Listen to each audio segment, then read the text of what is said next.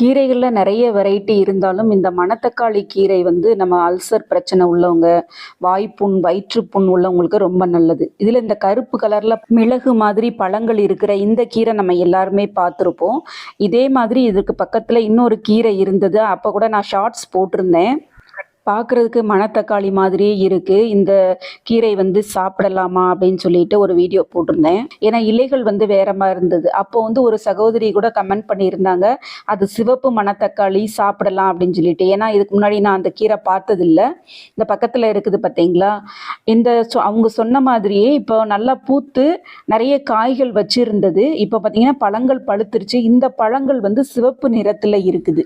அதனால தான் இதை வந்து சிவப்பு மணத்தக்காளின்னு சொல்கிறாங்கன்னு நினைக்கிறேன். ஆனால் கீரையுமே ரொம்ப அருமையாக இருக்குது. ரெண்டுமே கலவை கீரையாகவும் சேர்த்து சமைச்சு சாப்பிட்டோம். ரொம்ப நல்லா இருந்தது. இந்த பழங்களை வந்து நம்ம கீரையிலே சேர்த்து சமைச்சும் சாப்பிடலாம். இல்லை நிறைய இருந்ததுன்னா வத்தல் போட்டு வச்சு வத்த குழம்பு செஞ்சு சாப்பிட்லாம்.